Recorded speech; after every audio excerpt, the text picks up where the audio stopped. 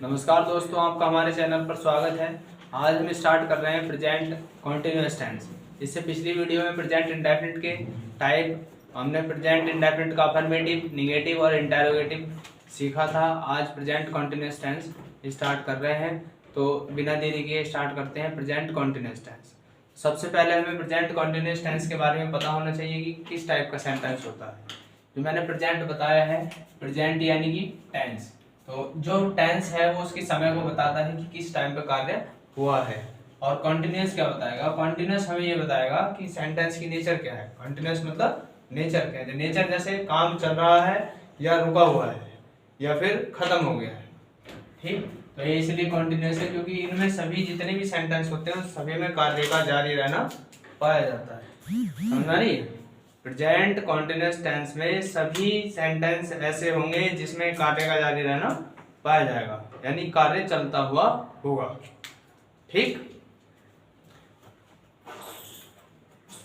तो जो सेंटेंस हम देखने वाले हैं, एग्जाम्पल पहचान मैंने आपको बताई है।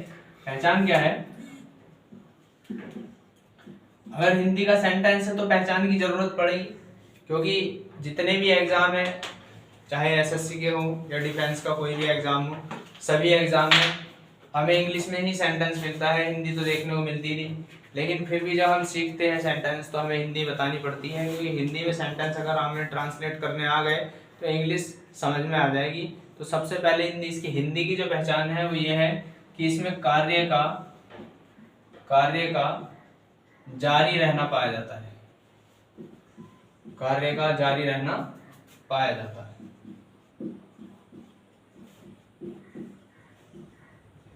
विशेष बात पे ध्यान देना है कि कार्य का जारी रहना सेंटेंस के अंदर पाया जाता है।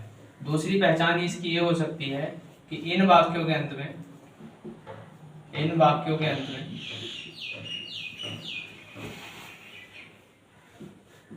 रहा है, रही है,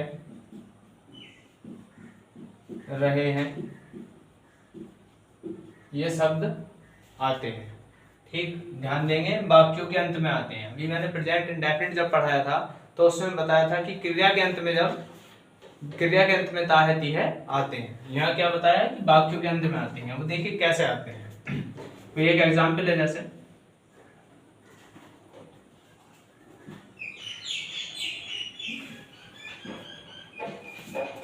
आप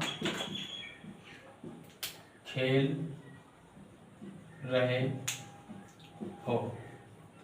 ये सेंटेंस हमारे पास प्रेजेंट का है और रहे हैं मतलब कार्य जारी है। तो प्रेजेंट का कॉन्टिन्यूअस का सेंटेंस ये हो गया, ये प्रेजेंट कॉन्टिन्यूअस का है। तो ये पूरा वाक्य जो हमारे पास आप खेल रहे हैं, तो पूरा वाक्य ये है। इस वाक्य के अंत में रहे हो आया है। ठीक, तो रहे हो वाक्य के अंत में आना चाहिए। दूसरा मैंने कल पढ़ाया था प्रेजेंट इंडेफिनिट टेंस। तो प्रेजेंट इंडेफिनिट टेंस में क्या है कि जैसे कोई सेंटेंस है, वह खाना खाता है, वह खाना खाता है। इसकी पहचान में मैंने ये बताया कि ता है जो आएगा, ता है क्रिया के अंत में आएगा, वाक्य के अंत में नहीं आएगा। ये इसकी क्रिया है और इसके अंत में ता है आया है। ठीक, अगर हमें ऐसा नहीं बताते हैं तो कई बार गड़बड़ हो जाती है। सेंटेंस, सिंपल सेंटेंस को भी प्रेजेंट इंडेफिनिट में मान लिया जाता है। कैसे मान लिया जाता है? जैसे यह तोता है, कोई भी समझेगा कि ता है आया तो समझो सेंटेंस प्रेजेंट इंडेफिनिट का। लेकिन ये सेंटेंस सिंपल सेंटेंस है। ये तोता कोई क्रिया नहीं है, ये नाउन है। किसी पक्षी का नाम तोता है और हम यहाँ कह रहे हैं कि क्रिया के अंत में आना चाहिए। खाने का एक काम है तो खाने के अंत में ता है आया है। ठीक, उसी तरह से यहाँ ध्यान रखना है प्रेजेंट कंटिन्यूअस में कि वाक्य के अंत में रहे हो या रही है या रहा है आदि शब्द आते हैं। ट्रांसलेट करने का क्या नियम है? इसमें जो हेल्पिंग वर्ब का हम यूज करते हैं वो इज एम आर का यूज करते हैं। इज एम और आर का उपयोग हेल्पिंग वर्ब की तरह करते हैं। देखिए इज कहाँ यूज होगा? इज होगा सिंगुलर नंबर सब्जेक्ट जब हमारे पास होगा। सिंगुलर नंबर सब्जेक्ट जब हमारे पास होगा तो हम उस कंडीशन में हेल्पिंग वर्ब इज का उपयोग करेंगे। और एम का उपयोग होगा यदि हमारे पास सब्जेक्ट आई यानी मैं होगा, मैं या मैंने हुआ, जैसे मैं हुआ तो उस कंडीशन में हम एम का यूज करेंगे। आर का उपयोग जब किया जाता है जब सब्जेक्ट प्लूरल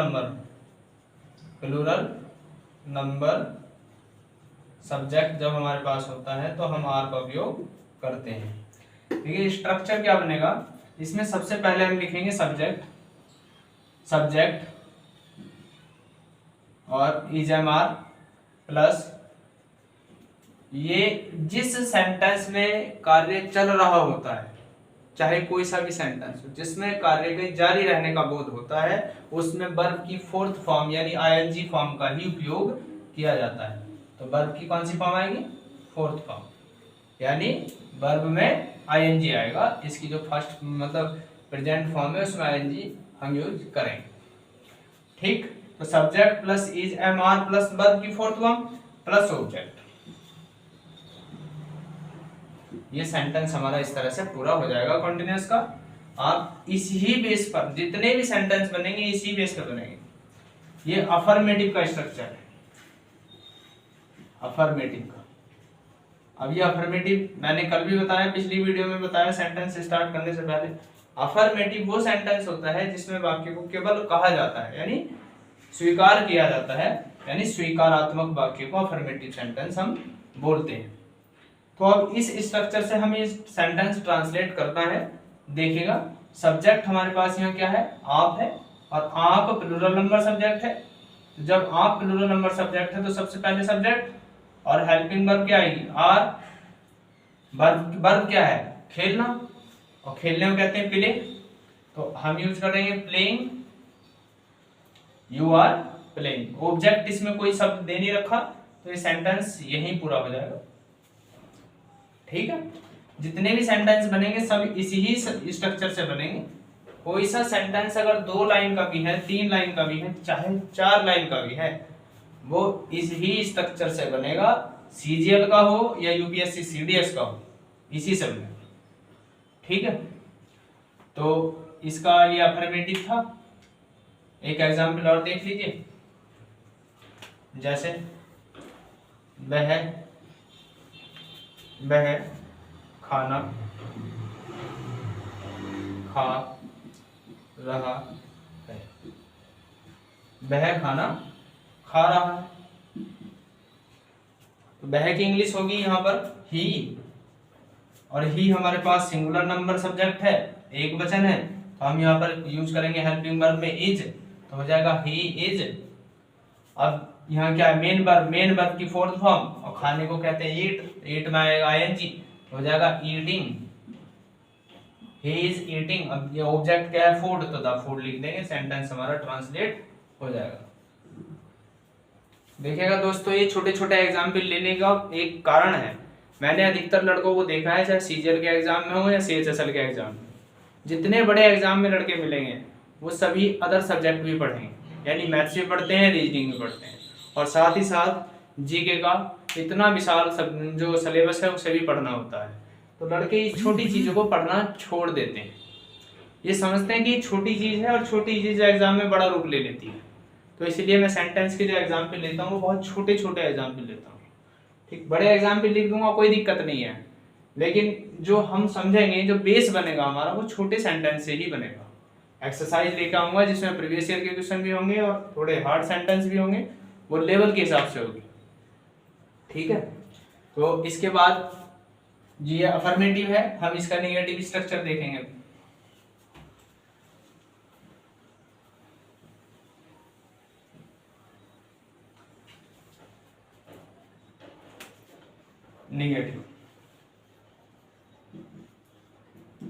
नेगेटिव को हिंदी में नकारात्मक वाक्य कहते हैं, जिसमें ना, नहीं, न ऐसे शब्द आते हैं, वो सभी नेगेटिव सेंटेंस होते हैं, यानी कार्य को नकारा जाता है। देखिएगा एग्जाम स्ट्रक्चर क्या बनेगा, इसमें सबसे पहले सब्जेक्ट होगा प्लस हेल्पिंग वर्ब होगी इज एम आर कोई एक, प्लस इसमें नॉट का उपयोग हम करेंगे क्योंकि नेगेटिव सेंटेंस है, प्लस वर्ब की फोर्थ फॉर्म प्लस ऑब्जेक्ट आ जाएगा, और ये सेंटेंस इस तरह से ट्रांसलेट होगा। एग्जाम्पल के लिए देख लीजिए, मैं नहीं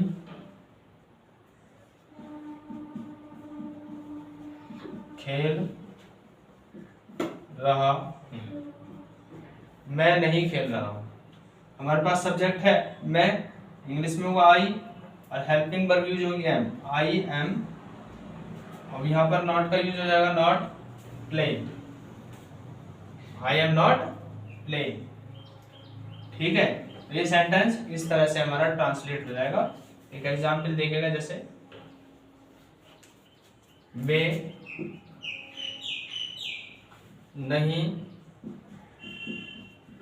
टहल रहे हैं, वे नहीं टहल रहे हैं, या वे टहल नहीं रहे हैं। ये सेंटेंस ऐसे बनेगा, सब्जेक्ट हमारे पास प्लूरल है, अब यहाँ हेल्पिंग वर्ब प्लूरल की आएगा, प्लूरल में आ आएगा, दे आर नॉट, अब टहलने को कहते हैं वॉक, तो वॉकिंग हो जाएगा, दे आर नॉट वॉकिंग।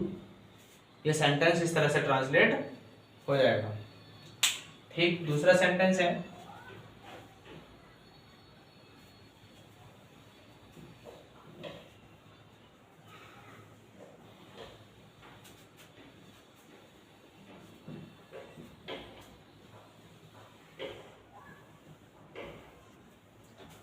आप नोट्स बना सकते हैं, फिर वीडियो को पॉज करके नोट्स बना लेना अगर छोटा हुआ है तो। बाकी मैं स्लो स्लो लिख रहा हूँ इतना, तो साथ ही साथ कर ही लेंगे सब।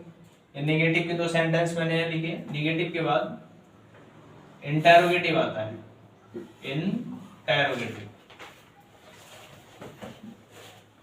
इंटरोगेटिव में क्या है कि हमसे इसमें क्वेश्चन पूछा जाता है। जितने भी सेंटेंस इंटरोगेटिव के अंदर आएंगे हमसे क्वेश्चन पुटअप किया जाएगा, या हम क्वेश्चन पुटअप करेंगे। दो तरह के क्वेश्चन होते हैं, एक का जवाब हाँ या ना में दिया जाता है, दूसरे का हमें डीपली यानी गहराई से देना पड़ता है। तो जो हाँ या ना में जवाब दिया जाता है वो क्वेश्चन हमारे पास क्या से शुरू होता है, यानी सेंटेंस क्या से शुरू होता है। तो क्या से शुरू होने पर, क्या से शुरू होने पर जो स्ट्रक्चर बनेगा हमारे पास, वो हेल्पिंग वर्ब को स्टार्टिंग में रखा जाएगा। ठीक है, हेल्पिंग वर्ब को स्टार्टिंग में रखा जाएगा। हेल्पिंग वर्ब क्या है, is am are, is am are plus इसके बाद, इसके तुरंत बाद सब्जेक्ट हम यूज करेंगे, सब्जेक्ट प्लस अगर सेंटेंस में नॉट दे रखा है, यानी प्रेजेंट कॉन्टिन्यूअस टेंस का इंटरोगेटिव नेगेटिव सेंटेंस है, अगर नॉट दे रखा है तो नॉट यहाँ लिखें, नॉट यदि हो तो, क्योंकि फिर मुझे इंटरोगेटिव नेगेटिव का अलग से स्ट्रक्चर लिखना पड़ेगा, वो टाइम थोड़ा ज्यादा ले लेगी वीडियो, इसलिए इसी में लिख लो। नॉट अगर होगा तो यहाँ लिख देंगे, सब्जेक्ट के बाद नॉट का उपयोग होगा। ठीक, is am are subject not plus verb की फोर्थ फॉर्म का हम इसमें यूज करेंगे, प्लस ऑब्जेक्ट आ जाएगा, और ऑब्जेक्ट के बाद क्वेश्चन मार्क लगाना ना भूलें, क्वेश्चन मार्क जरूर आएगा। सेंटेंस देखेगा एग्जाम्पल के लिए, क्या रोहन खेल रहा है, क्या रोहन खेल रहा है। दूसरा एग्जाम्पल है, क्या सीता आज पढ़ रही है। तो इसमें इस तरह के सेंटेंसेस आते हैं। देखिएगा, मैंने अभी बताया कि हेल्पिंग वर्ब स्टार्टिंग में रखनी है, क्या की कोई इंग्लिश में नहीं आती, हेल्पिंग वर्ब स्टार्टिंग में रख दो, क्या हो गया। ठीक, अब ये सिंगुलर सब्जेक्ट है तो यहाँ आ जाएगा इज और सब्जेक्ट रोहन। कई बार गलती करते हैं ये छोटे लड़के, आर को थोड़ा स्मॉल बना देते हैं, ये कैपिटल ही बनेगा। यानी जब हम सीजीएल का स्पॉटिंग द एरर वाला क्वेश्चन कर रहे होते हैं तो उसमें ऐसी मिस्टेक आ जाती है। जो नाउन है, नाउन में प्रोनाउन है, प्रॉपर नाउन, उस प्रॉपर नाउन का जो सब्जेक्ट में पहला लेटर बनेगा वो कैपिटल ही बनेगा। इज भी कैपिटल, आर भी कैपिटल, इज रोहन। ठीक, ध्यान रखेंगे, इज रोहन। अब क्या होगा, नॉट इसमें है नहीं तो नॉट नहीं आएगा, वर्ब की फोर्थ फॉर्म है आईएनजी यानी खेल रहा है, तो प्लेइंग यहाँ आ जाएगा। Is Rohan playing. अब क्या खेल रहा है वो तो दे नहीं रखा है इसमें, तो सेंटेंस यहीं पर हमारा कंप्लीट हो जाएगा, क्वेश्चन मार्क बाद में लगा देंगे। दूसरा सेंटेंस है क्या सीता आज पढ़ रही है, तो सीता सिंगुलर नंबर सब्जेक्ट है, तो सिंगुलर है तो इज आएगा, तो इज सीता रीडिंग, और आज की इंग्लिश हमारे पास यहाँ टुडे आ जाएगी और क्वेश्चन मार्क लग जाएगा। ठीक, इसके बाद जो इसका इंटरोगेटिव होगा,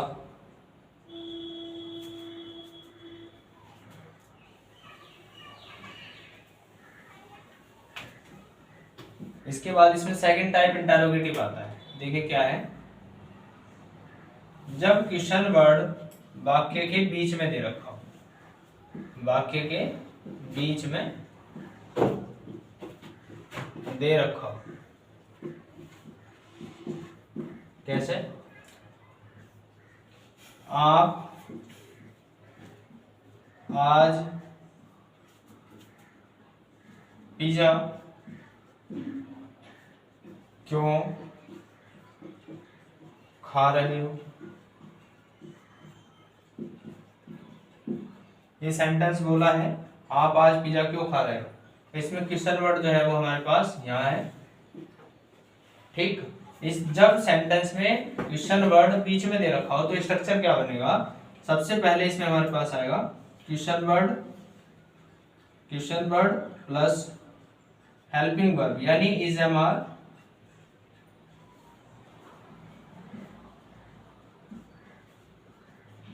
is am are plus subject. अगर नॉट दे रखा है तो नॉट सब्जेक्ट के बाद लगेगा, प्लस वर्ब की फोर्थ फॉर्म और प्लस ऑब्जेक्ट। इस तरह से बाद में क्वेश्चन मार्क लगा के हम सेंटेंस को पूरा कर देंगे। ठीक, सेंटेंस क्या बनेगा, क्वेश्चन वर्ड क्या है हमारे पास, क्यों को इंग्लिश में कहते हैं भाई, तो वाई।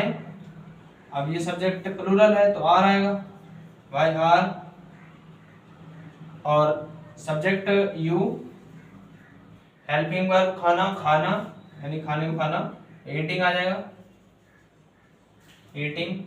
अब पिज्जा खाने की बात चल रही है तो why are you eating the pizza, या पिज्जा ही लिख सकते हैं, पिज्जा। और आज भी है तो यहाँ पर हम बाद में टुडे का यूज कर देंगे, सेंटेंस हमारा ट्रांसलेट हो जाएगा, बाद में क्वेश्चन मार्क जरूर लगाएं। ठीक है, तो ये सेंटेंस तो हमारे प्रेजेंट कंटिन्यूअस के अफर्मेटिव, नेगेटिव और इंटरोगेटिव हैं। और देखिएगा थोड़ा सा इसमें क्या होता है, जो एग्जाम लेवल की बात है,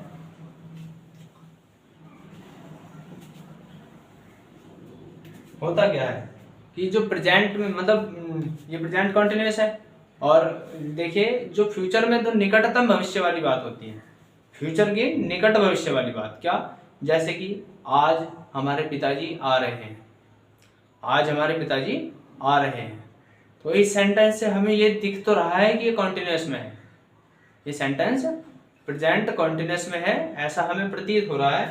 ठीक है, लिख के देखिएगा एक बार, आज हमारे पिताजी आ रहे, ये सेंटेंस है, आज हमारे पिताजी आ रहे हैं, तो हमें इस सेंटेंस से कुछ ऐसा प्रतीत हो रहा है कि आने वाले समय की बात हो रही है। अभी अगर आ रहे होते तो चल दिए होते, लेकिन ऐसा है कि इसमें पिताजी आ रहे हैं, इसका मतलब आज आ जाएंगे, ये फ्यूचर का सेंटेंस है, इसमें भले ही रहे हैं दे रखा है, ठीक है, यहाँ रहे हैं दे रखा है, तो इससे हमें ऐसा लग रहा है कि प्रेजेंट कंटिन्यूअस का है, ये प्रेजेंट कंटिन्यूअस का सेंटेंस नहीं है, ये फ्यूचर कंटिन्यूअस का सेंटेंस है, हमें इसमें सेंस लगा के चेक करना पड़ेगा। ठीक, तो ये इस सेंटेंस की जो इंग्लिश बनेगी वो आपको कमेंट में बतानी है। वीडियो देखने के लिए धन्यवाद।